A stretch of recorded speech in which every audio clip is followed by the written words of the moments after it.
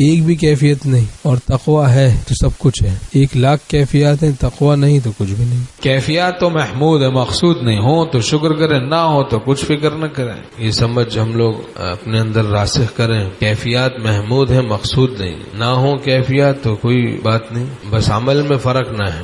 محسوسات کے چکر میں نہ پڑے، محسوس نہیں ہو رہا، کوئی تلاوت کرے اس کو نفع محسوس نہیں ہو رہا، قبض باطنی میں مبتلا ہے، تو کیا وہ تلاوت سے قرآن سے بدزن ہو کے مردود ہو جائے، شیطان بن جائے؟ محسوسات کے چکر میں کیوں پڑے ہم دوستوں کو بتاتے جہاں سے گناہوں سے بچنا ملے، جس در سے سمجھ لے کہ مجھے خالص دین مل رہا ہے، خالص دین، چاہے ایک بھی کیفیت طاری نہ ہو، اور 1,00,000 کیفیات طاری ہو رہی ہیں لیکن گناہوں سے بچنے کا کوئی اہتمام نہیں، نہ بچ رہا ہے نہ بچنا سکھایا جاتا ہے، تو کوئی فائدہ نہیں بھائی، کوئی فائدہ نہیں۔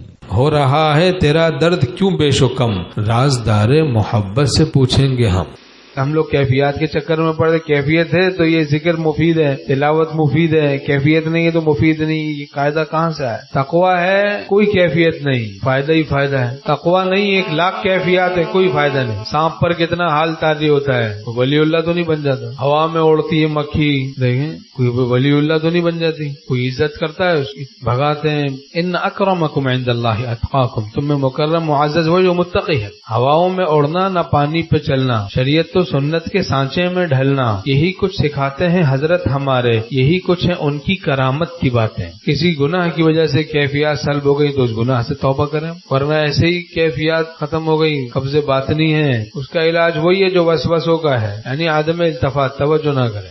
نیک صحبتوں میں مزہ نہیں آ رہا، مسجدوں میں مزہ نہیں آ رہا، تلاوت میں مزہ نہیں آ رہا، نیٹ کی بدماشیوں کی وجہ سے، جھوٹ کی وجہ سے، جھوٹ، بدگمانی کی وجہ سے، بدگمانی، حلاوت ایمانی چھن گئی، کوئی مزہ نہیں، کوئی خوشی نہیں، بن تیرے زندگی موت ہے، زندگی نہیں۔ سچی توبہ کریں پھر مزہ آئے گا، اللہ کے نام کا مزہ۔ ہمارے شیخ رحمۃ اللہ نے فرمایا کہ 10,000 روپے تولے والا عود لگائے کوئی، ساتھ میں بلی کا گو بھی لگائے، اب کیا مزہ آئے گا اس کو بھائی؟ پہلے یہ گندگی تو دور کرے، پھر عود کے مزے سے محظوظ ہوگا۔ تو ایسے ہی ہم اللہ کے نام کا مزہ چاہتے ہیں، لیکن یہ بدنگاہی کی گندگیوں میں ہمارا باطن پڑا ہوا ہے، عشق مجازی کی گندگی میں، تکبر کی گندگی میں، عجب کی گندگی میں، جھوٹ کی گندگی میں، غفلت کی گندگی میں، ہرس کی گندگی میں، ظلمت کی گندگیوں میں ہمارا باطن غرق ہے۔ تو باطن کو پاک کریں گے پھر یہ اللہ کے نام کا مزہ نصیب ہوگا۔ اللہ ہم سب کو اپنے نام کا مزہ نصیب فرمائے۔ ہم گناہوں سے بچیں گے، دل اللہ سے جڑ جائے گا انشاءاللہ تعالی۔